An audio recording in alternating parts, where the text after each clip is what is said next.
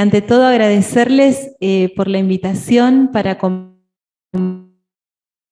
que es tan caro para todos nosotros y poder reflexionar juntos acerca de la sinodalidad en las comunidades paulinas. Como vimos también esta mañana, la sinodalidad no es una palabra que esté, bueno, como vimos ya también esta mañana, la palabra sinodalidad no es una palabra que esté en el Nuevo Testamento, pero nosotros vamos a tratar de rastrear algunas cuestiones que tienen que ver con la sinodalidad.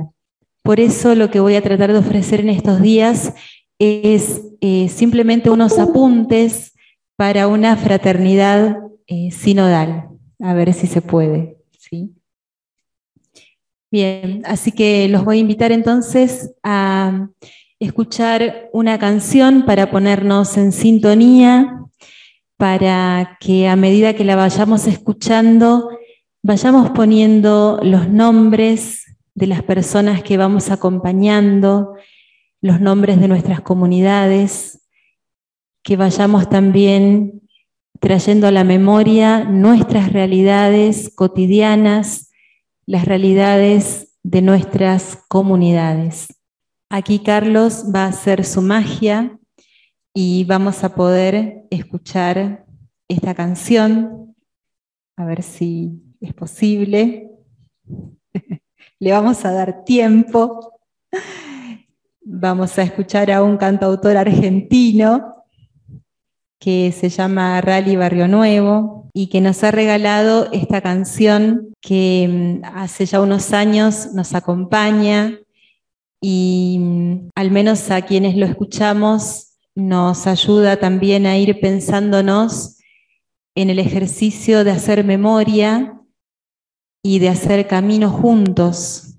Por eso también me parecía que podíamos escucharla en este ejercicio que estamos invitados a hacer juntos, de hacer memoria e ir caminando juntos y juntas.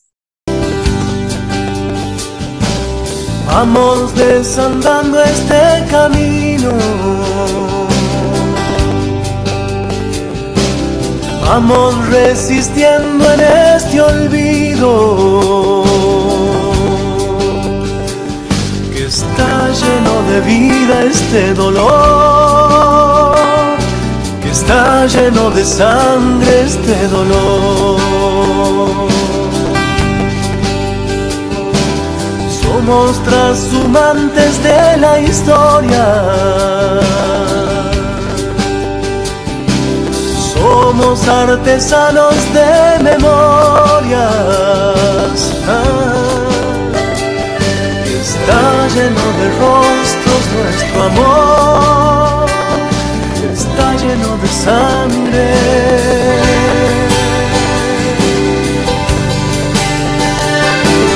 Soy esta tierra,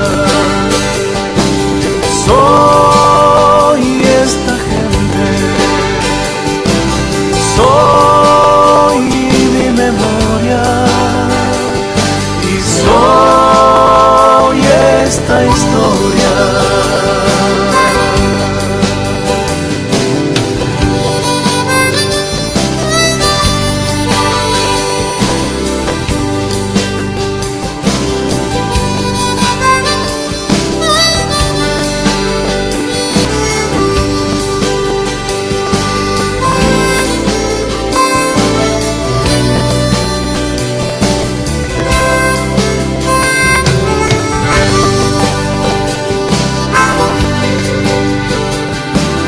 Brota nuestra luz de las cenizas,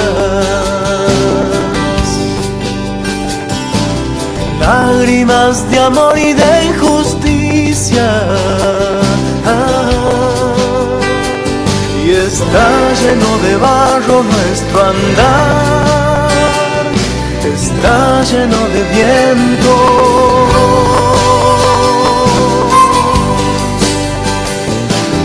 Soy esta tierra, soy esta gente,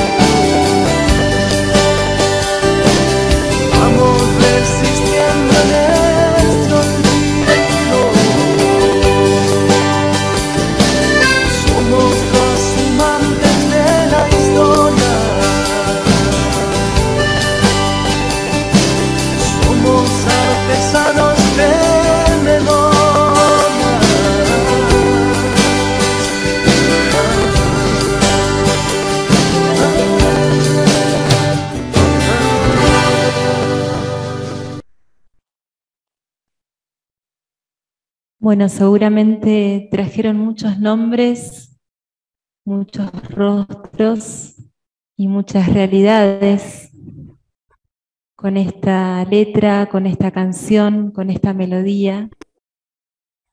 Y con todos esos nombres los invito a que podamos reflexionar juntos acerca de lo que es la sinodalidad.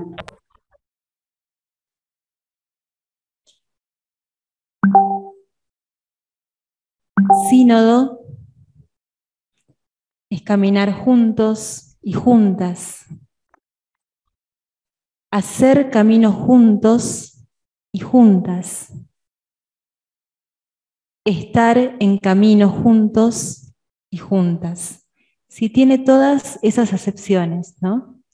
Esa palabrita griega compuesta, syn, con odos, camino.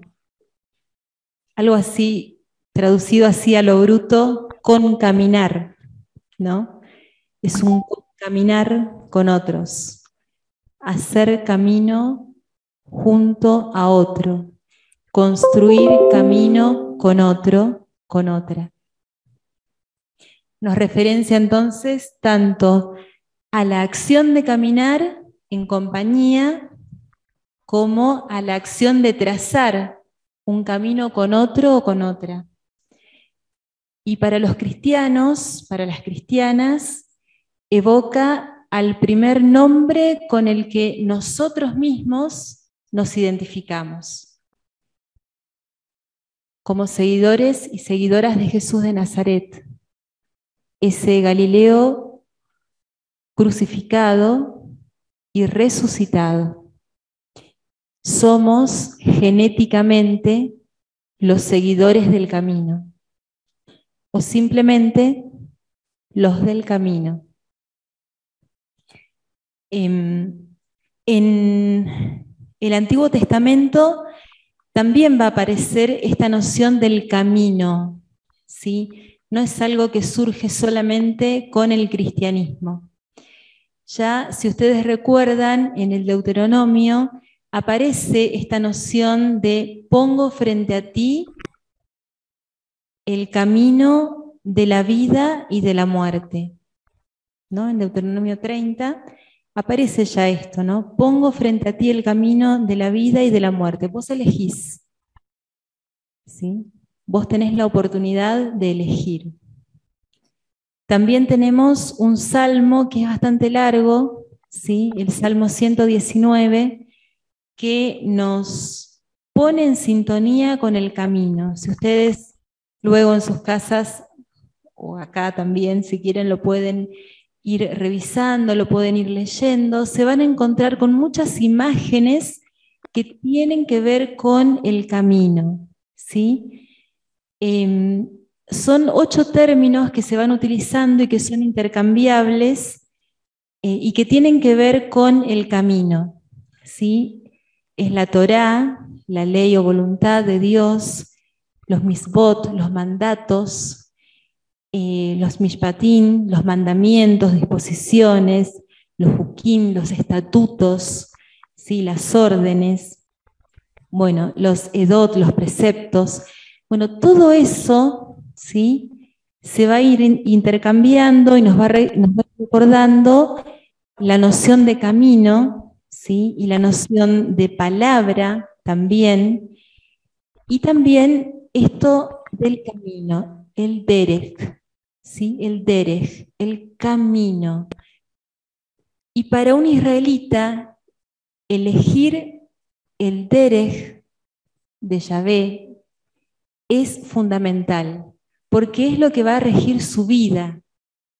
Entonces, para un cristiano, elegir a Jesús es elegir la vida, es elegir la vida real y verdadera. Por eso son los seguidores del camino que lleva a la verdad y a la vida, ¿sí? Ustedes ven que también en el Evangelio de Juan, seguramente lo vamos a ver también en los próximos días, Jesús se identifica como camino, verdad y vida. es el verdadero camino a la vida. Vamos a ir avanzando un poquito más y para ir conociendo a las primeras comunidades cristianas, tenemos que conocer a Pablo. ¿Cómo vamos a conocer a estas primeras comunidades sin antes conocer a aquel que las fue armando, las fue consolidando, ¿sí? Para descubrir la sinodalidad, su construcción, ¿sí? Cómo se fue sosteniendo? Tenemos que conocer a Pablo.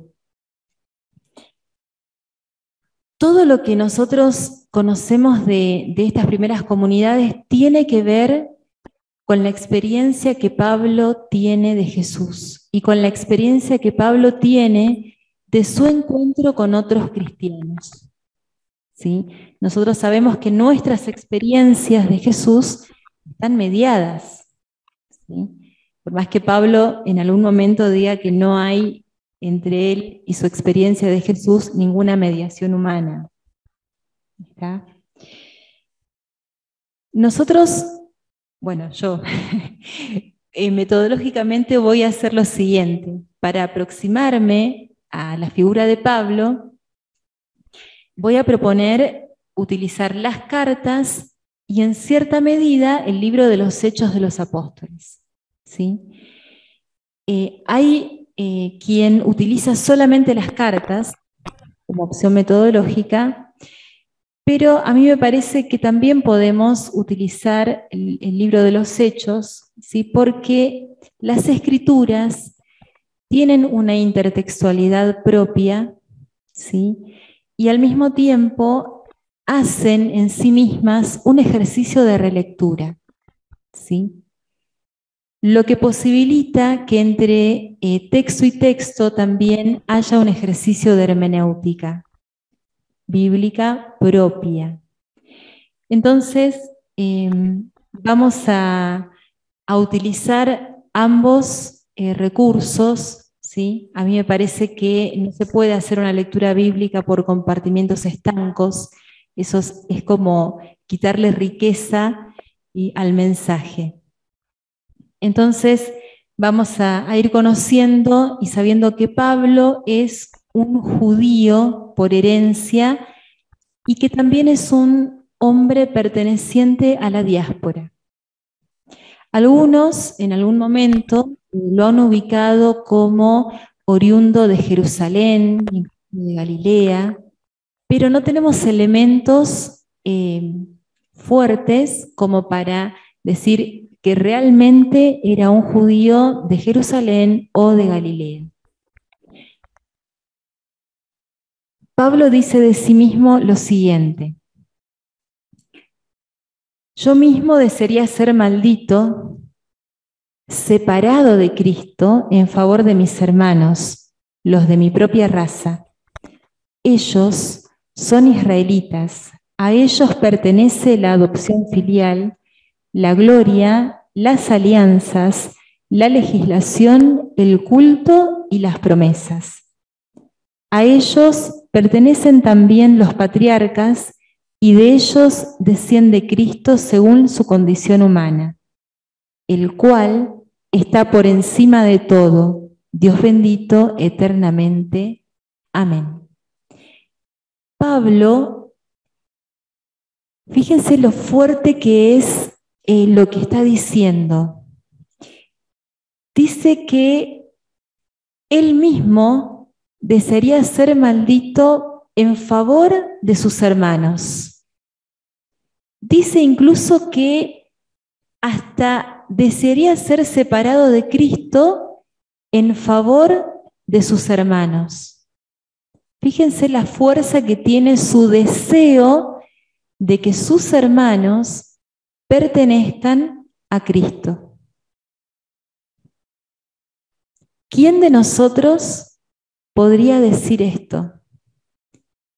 ¿Quién de nosotros podría ceder de esta manera para que otros tengan a Cristo en su vida. No se ve, ¿no? Ah, bueno.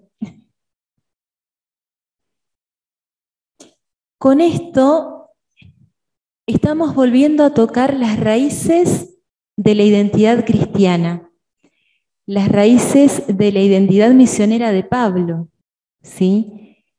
El contacto con Pablo y la memoria de su encuentro con Jesús nos trae como esa frescura de los orígenes cristianos.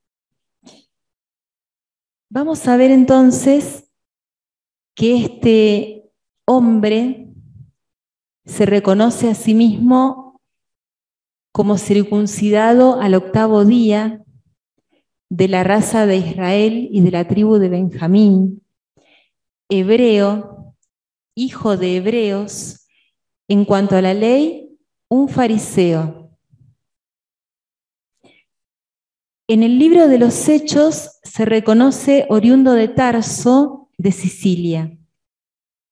Pero en sus cartas, Pablo nunca va a hablar de su ciudad de origen y tampoco va a hablar de su ciudadanía romana. Todo esto lo vamos a encontrar únicamente en el libro de los Hechos y son datos que nos va a aportar el autor de Hechos. ¿Sí? En cuanto a su formación, es el libro de los Hechos el que lo va a ubicar como discípulo de Gamaliel, un judío ortodoxo, ¿sí? Pero Pablo tampoco va a nombrar a este maestro. Y vamos a notar también que los alumnos del rabinato eran también aprendices de artesanos. Lo hacían para ganarse la vida y según sabemos por el libro de los Hechos y también por lo que Pablo cuenta en sus cartas, que era un fabricante de tiendas. Y en esto trabajaba con ¿quiénes? ¿Se acuerdan? Muy bien, con Priscila y Aquila. Muy bien, Giselle. Estaba atenta. Trabajaba tejiendo tiendas, tejiendo carpas con Priscila y Aquila. ¿Está? En el mundo greco-romano, ser artesano estaba mal visto, pero no entre los judíos, ¿sí? Ser un artesano era algo honorable, porque era una forma de ganarse la vida. ¿Está? Esto es lo importante acá, ganarse la vida limpiamente, honradamente, trabajando con las propias manos. Entonces, vamos a ver que era un trabajador manual, ¿sí? Y Pablo en la primera carta a los tesalonicenses va a decir lo siguiente. ¿Puedo pasar? Bueno, ahí para que lo vean. Dice Pablo en la primera carta a los tesalonicenses, recuerden, hermanos, nuestro trabajo y nuestra fatiga cuando les predicamos la buena noticia de Dios. Trabajábamos día y noche para no serles una carga. Trabajábamos día y noche para no serles una carga. Ojalá nuestras comunidades puedan decir esto de nosotros y de nosotras. En la segunda carta a los Corintios, ¿acaso procedí mal al anunciarles gratuitamente la buena noticia de Dios, humillándome a mí mismo para elevarlos a ustedes? ¿Sí? Pablo trabaja continuamente, ¿sí?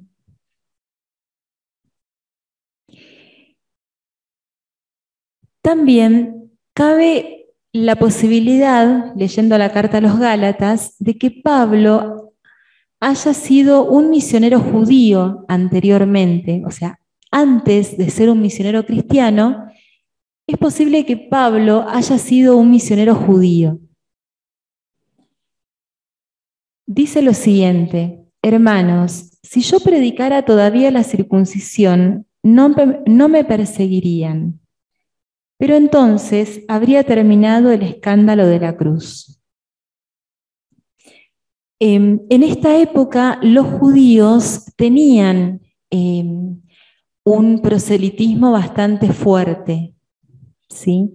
Por eso nos vamos a encontrar con judíos misioneros, ¿sí? Con judíos que en la diáspora podían, digamos, promover la religión judía. Al parecer Pablo también estaba en esto, ¿sí? Estaba metido ahí, y finalmente cuando se encuentra con Jesús, las cosas cambian y va a predicar otra cosa. En la primera carta a los Corintios lo encontramos también libre de obligaciones matrimoniales. No sabemos si era célibe, divorciado o viudo. En la primera carta a los Corintios nos va a decir: a los solteros y a las viudas les aconsejo que permanezcan como yo.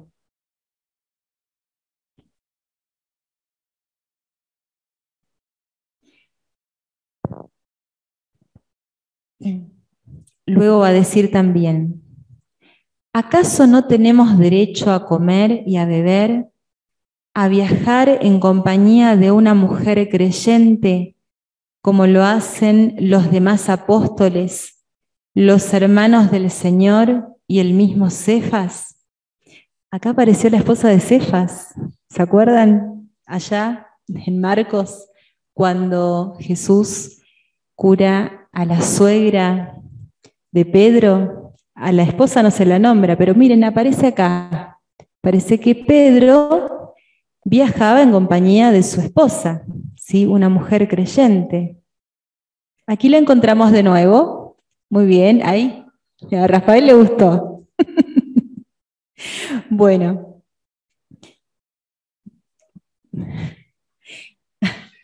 Acá acabamos de tirar una bomba. Pero bueno,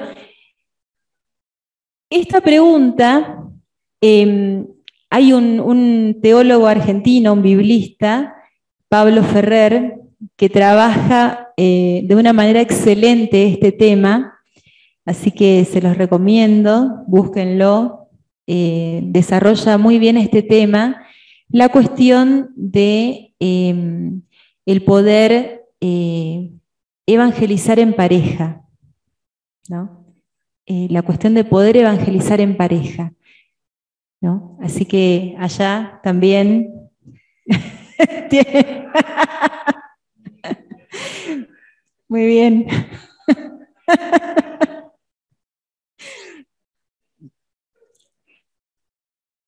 Pero la pregunta de Pablo trae esto, ¿no? La cuestión de la posibilidad de poder viajar junto a una pareja, ¿sí? Para evangelizar. Vieron que también Aquila y Priscila, primero los vamos a encontrar en Corinto, luego en Éfeso, luego parece que también estuvieron por Roma, o sea, parece que es una pareja que viaja continuamente, y ahí donde se necesite evangelizar, ahí están ellos, ¿no? Ya nos vamos a volver a encontrar con Aquila y Priscila, o Prisca, como la llaman otros, ¿no? Normalmente, sí, los aprendices de rabino se casaban a los 18 años, más o menos, pero también es verdad que había un celibato religioso practicado en la zona de Qumran, y varios abrazaban este tipo de celibato religioso, ¿sí? O sea, que estaba extendido, ¿sí? Que no podría ser raro que Pablo también lo haya abrazado, pero no nos consta tampoco, ¿sí? Es una hipótesis, ¿sí? No podemos afirmar que haya sido así. También tenemos su doctrina, por motivos de diferencia religiosa, que todos conocemos como el privilegio paulino, ¿sí? Que puede indicar que también él lo haya practicado, ¿sí? Que lo encontramos en la primera carta a los Corintios, y dice así: si el cónyuge que no cree desea separarse, que lo haga. Y en ese caso, acá yo encuentro gente que está como, bueno, está emocionada. Bueno, vamos de nuevo. Si el cónyuge que no cree desea separarse, que lo haga. Y en ese caso, el cónyuge creyente no permanece ligado al otro, porque Dios nos ha, ya les digo cómo termina, nos ha llamado a vivir en paz.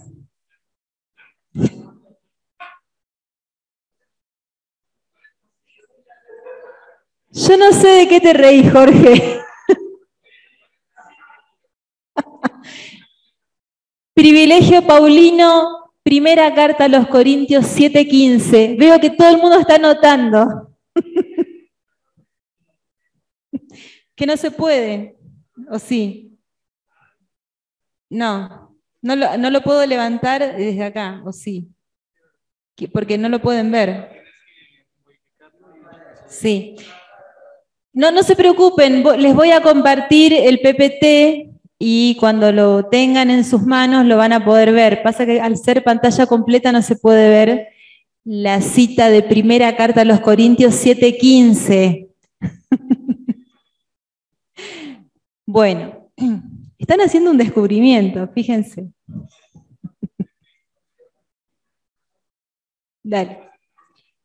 Bueno. Bueno.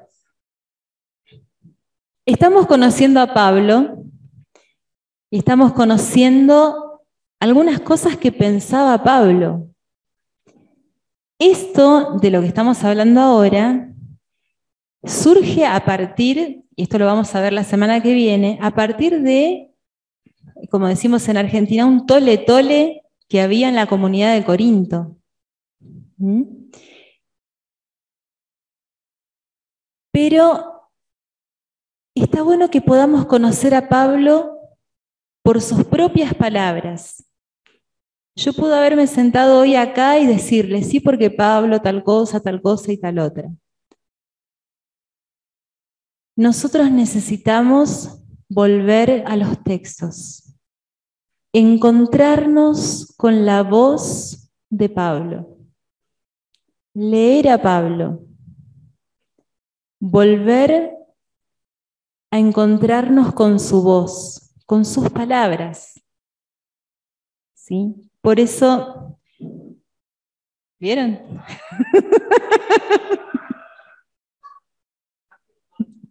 Bien, está refrendando esto. Para los que están escuchándonos desde sus casas, ni bien digo esto, suena un trueno. Por eso están diciendo acá que Pablo está refrendando estas palabras. Las cartas paulinas. Los escritos de Pablo están entre los más antiguos escritos cristianos que nosotros conservamos. Probablemente la primera carta a los tesalonicenses sea del año 50 de nuestra era. Los invito a que tomen sus Biblias. ¿Sí? Los que están en casa también, tomen sus Biblias.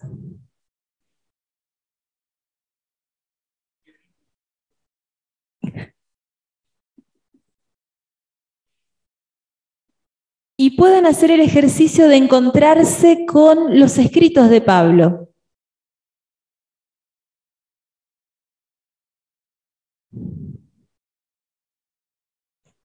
¿Qué es aquello que escucharon o qué es lo que dice este texto? Bien, Pedro está diciendo que Pablo escribió en todas sus cartas algo sobre la paciencia, muy bien. Pero ¿qué dice casi al final del versículo 16? Bien, fíjense que pone las cartas, los textos de Pablo, al mismo nivel que las demás escrituras. Pone las cartas de Pablo al nivel de las demás escrituras. Así que es muy probable que ya las cartas de Pablo, los textos de Pablo, ya estén en alguna colección y que se estén utilizando en las comunidades como criterio de vida y de fe. Esto, ¿sí? Segunda carta de Pedro, capítulo 3, versículos 15 al 16. En la misma escritura del Nuevo Testamento estamos encontrando que las cartas de Pablo son validadas como escritura. ¿Sí? Muy bien. Vamos a ver ahora los criterios para definir si las cartas son proto, deutero o trito-paulinas. Son sencillos y van desde el léxico, ¿sí? La forma de escribir, el vocabulario, es decir, uno cuando estudia las cartas de Pablo se va dando cuenta cuál es su forma de escribir, las palabras que usa, los giros que utiliza, ¿sí? Uno cuando habla con alguien sabe más o menos qué palabras utiliza, cómo habla, cómo escribe, cómo se expresa. Entonces lo mismo sucede con las cartas. También uno va notando la evolución teológica de ciertos temas que va teniendo Pablo. Por ejemplo, temas como la escatología. No es lo mismo ver la escatología de la primera carta a los tesalonicenses que la explicación que uno va viendo en la carta a los corintios acerca de lo que leyó en la carta a los tesalonicenses, ¿sí? Lo que va evolucionando a nivel de la eclesiología, cómo Pablo va entendiendo lo que es la iglesia. Cómo Pablo va entendiendo la cuestión ética, ¿sí? Esto que acabamos de leer sobre el privilegio paulino no nació de un repollo, ¿sí? Lo que de una planta. O sea, no nació en un laboratorio, digamos. Bien. Por lo general, las cartas protopaulinas presentan un regreso, una vuelta del Señor bien cercana. Pablo imagina incluso que él va a estar ahí, ¿sí? Para recibir al Señor. Y ahí les puse algunas citas que luego los invito a que las busquen, las lean, ¿sí? Y están en orden. Están en orden, entonces ahí van a ver una evolución, ¿sí? En cuanto a cómo Pablo va entendiendo esta escatología. ¿Sí? Primero lo que entiende en la carta a los tesalonicenses, luego en la carta a los corintios, luego filipenses, luego romanos. Por lo mismo, fíjense ustedes que no hay un gran interés en acomodarse a la cultura del tiempo, ¿sí? Ahí van a tener también esta cuestión, ¿no? Es como decir, bueno, lo importante es que el Señor viene, entonces no es tan importante, bueno, adoptar las costumbres del mundo, ¿está? Y se da una gran, pero gran importancia a los carismas, ¿sí? Esto también es muy propio de las cartas protopaulinas o lo que conocemos como auténticas de Pablo. van a ver que esto se va a ir diluyendo un poquito más en las cartas deuteropaulinas. Va a ser más importante ahí otra cosa, quizás la organización eclesial. Lo carismático ya va a estar un poquito más relajado, ¿no? Bien, a lo largo de estas cartas es frecuente ver que hay confrontación muy fuerte, una confrontación muy fuerte entre las comunidades cristianas de origen judío y las de origen pagano paulino, ¿sí? Y hay un marcado ataque a la figura del apóstol, ¿sí? Van a ver que en estas cartas Pablo constantemente se está defendiendo y constantemente está presentando su ser apóstol, ¿sí? Defiende su título de apóstol. ¿Está? Esto es lo que va sucediendo. Pablo es el gran misionero. Entonces es difícil pensar en la expansión del evangelio sin este impulso misionero de Pablo entre judíos y paganos. A medida que nosotros vamos entrando en las cartas de Pablo, vemos que siempre trabajó con otros, al estilo de Claret, Claret al estilo de Pablo, ¿no? Siempre trabajó con otros. Pablo nunca se cortó solo, como decimos. Pablo siempre trabajó con otros. Siempre buscó a alguien con quien estar y trabajar. ¿Sí? Hay un episodio en el cual él llega a una ciudad, no es Berea, sino, no recuerdo en este momento el nombre exacto, pero se le abren todas las puertas para que evangelice, pero él estaba solo y no lo soporta, ¿no? No lo soporta. Y no estaba Tito, y no soporta estar solo, por más que se le abren todas las posibilidades de evangelizar. Y se va. Se va. Va a buscar a su compañero.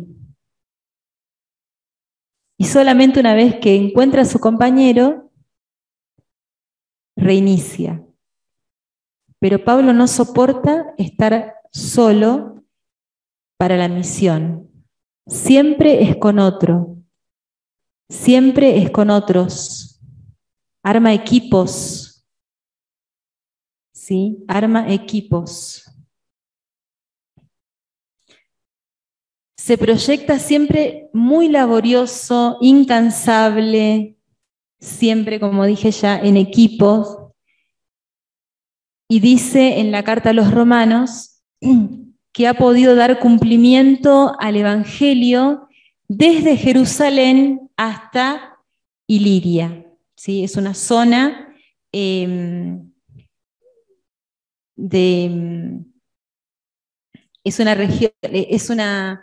una región occidental en la península balcánica, es muy lejos, ¿no? En la costa oriental del mar Adriático, ¿no?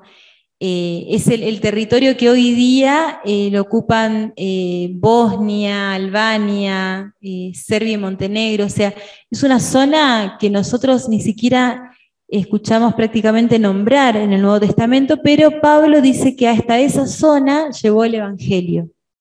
¿Sí? Entonces, la reflexión teológica de Pablo nos inserta en la dinámica del cristianismo que nace, que está naciendo. Él nos va comunicando datos de primera mano de la dinámica que se da entonces en la transmisión, predicación, enseñanza, proclamación que se da en estas primeras comunidades. Entonces, si ustedes tuvieran que decir qué y cómo comunica Pablo, ¿qué podrían decir de lo que ustedes conocen de Pablo? ¿Qué y cómo comunica Pablo? ¿Cuál es la dinámica que se pone en marcha en Pablo? Vamos a buscar y a comentar estos dos textos. Vamos a hacer así. Coro 1 hasta Giselle y coro 2 desde Giselle en adelante. ¿Estamos? Bien.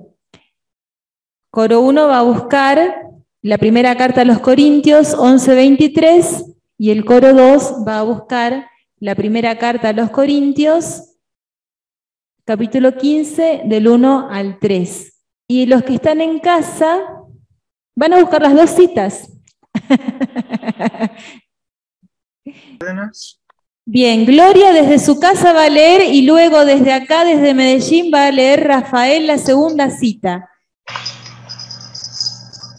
Porque yo recibí del Señor lo que os transmití, que el Señor Jesús, la noche en que era entregado, tomó pan. Bien, hasta ahí. Gracias, Gloria. De nada. Rafael. Ahora, hermanos, quiero recordarles la buena noticia que les anuncié, la que ustedes recibieron y en la que perseveraron fielmente. Por ella son salvados siempre que conserven el mensaje tal como yo se los prediqué. De lo contrario, habrían aceptado la fe en vano. Ante todo, les he transmitido lo que yo mismo había recibido, que Cristo murió por nuestros pecados según las Escrituras. Bien, muchas gracias, Rafael. Luego de escuchar estas lecturas, ¿qué y cómo comunica Pablo?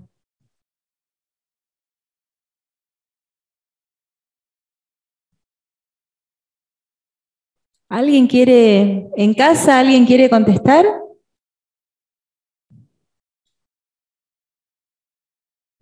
¿O aquí?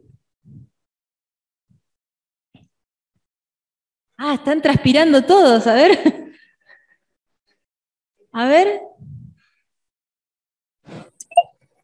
Pablo comunica el querigma, el anuncio a través de un discurso público de la muerte de Jesús y su resurrección de Jesús. Es el primer anuncio que se va a valer los evangelistas o los escritores del Evangelio. Bien, muchas gracias.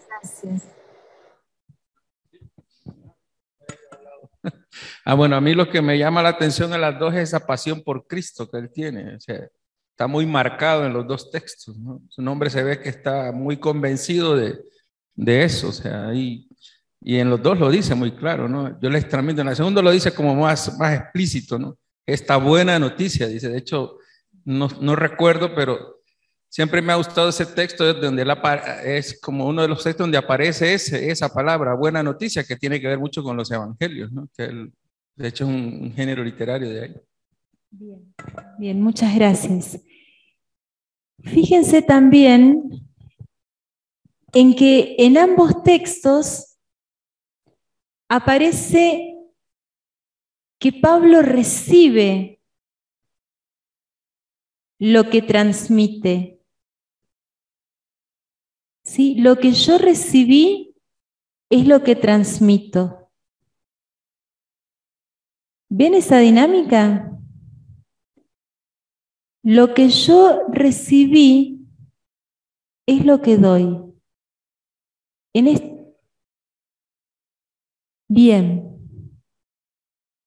Entonces, ahí hay una dinámica de recepción, transmisión, predicación, enseñanza. Recepción, transmisión, predicación, enseñanza. Por supuesto, como dijo aquí el Padre, con pasión, con total pasión. Pablo se deja la vida en esto, se deja todo en esto. Pero es fiel a lo que recibe, es fiel a lo que le han transmitido, es fiel al querigma, al anuncio que él recibió. Y es ese evangelio el que él transmite. Bien, esto entonces es importante tenerlo en cuenta. Si Pablo no dice cualquier cosa, no transmite lo primero o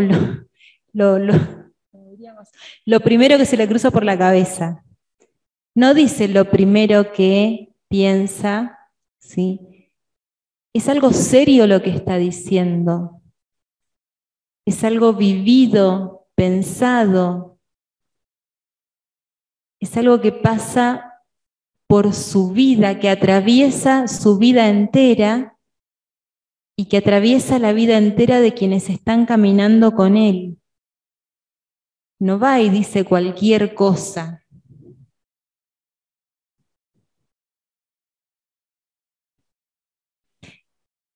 Ahora vamos a hacer un trabajo en grupo.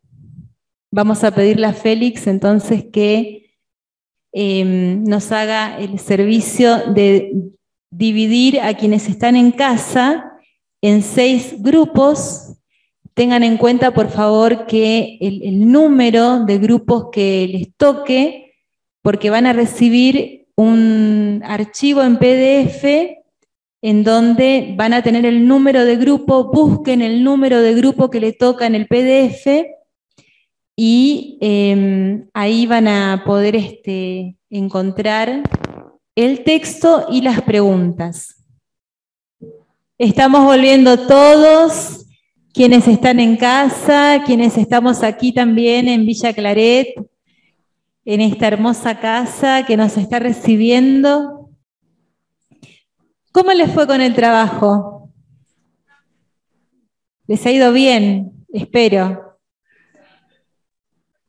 Bien, no tenemos mucho tiempo como para compartir, pero a los que están en casa, alguien que quiera decir simplemente una palabra de este encuentro que ha tenido con Pablo, y también a alguien que esté acá en esta casa que quiera decir al menos una palabra de este encuentro que ha tenido con Pablo. Escuchamos primero a quienes están en sus casas. Una palabra, una resonancia de este encuentro que ha tenido con Pablo. Sí, para mí se ha ampliado la comprensión de Pablo, sí. Bien, si quieren también pueden ir escribiendo en el chat, ¿sí? Así nos queda registrado, porque no todos vamos a poder hablar, lamentablemente tuvimos muchos problemas de conexión, tuvimos que empezar más tarde, y si lo ponen en el chat también lo podemos registrar. Estas breves palabras que nos quedan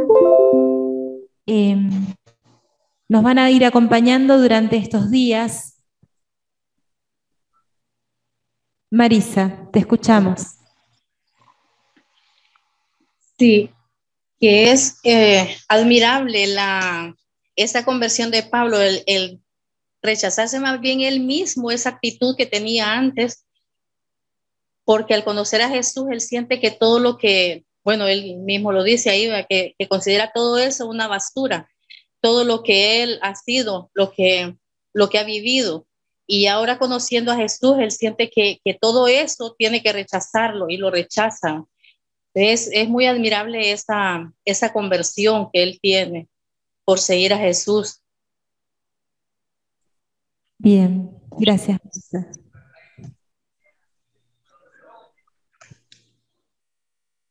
Bueno, hay algunos comentarios. Rosalina, perdón, Inés Polo primero. Pablo humildemente nos incluye y dice que él es el último. Rosalina, mayor conocimiento del apóstol Pablo y su ministerio. Lorena dice, en lo personal, Pablo me interpela sobre el ardor y valentía en la misión, del trabajo incansable que conlleva, pues ha sido un llamado de Dios. Luis Hinchilla dice, es una actitud de humildad, reconocimiento de un legado que no es él quien se da a notar, es testimonio y desde allí nace la pedagogía comunicadora. Y Miriam, Pablo no se convierte, sigue siendo judío. Gloria, una conversión digna de imitar, y Miriam, entonces seguiremos recorriendo un camino. Bien, se nos ha acabado el tiempo y vamos recién por la placa número 12 y son 26. Jaime, ¿qué vamos a hacer? Bueno, teníamos mucho más preparado para hoy, para compartir con ustedes, pero no quería quitarles el privilegio de encontrarse con Pablo, leyendo a Pablo, hablando con él, encontrándose con sus palabras, para poder comprender a las comunidades paulinas, para poder comprender también el proceso de sinodalidad en las comunidades paulinas. ¿Cómo es que estas comunidades empiezan a caminar juntas, a construir un camino juntas? Nada fácil, es lo que vamos a ver. Ustedes ya lo vieron, estos textos no son la panacea, no son color de rosas, ni siquiera de fragancia rosas. Hay mucho dolor de fondo, hay barro, hay sufrimiento, hay de todo de fondo. Entonces las invito a que para mañana, si pueden, en algún momento lean los textos que no les han tocado. Como yo los tenía acá en la placa, en las placas, no llegué a poner las citas en los trabajos. Bueno, los invito a que los busquen en sus Biblias, hagan ese ejercicio. Así que lean los otros textos. Los invito, las desafío a que se encuentren con Pablo. Es la única manera que vamos a tener de comprender a las primeras comunidades. Así que las espero mañana para seguir reflexionando juntos y juntas.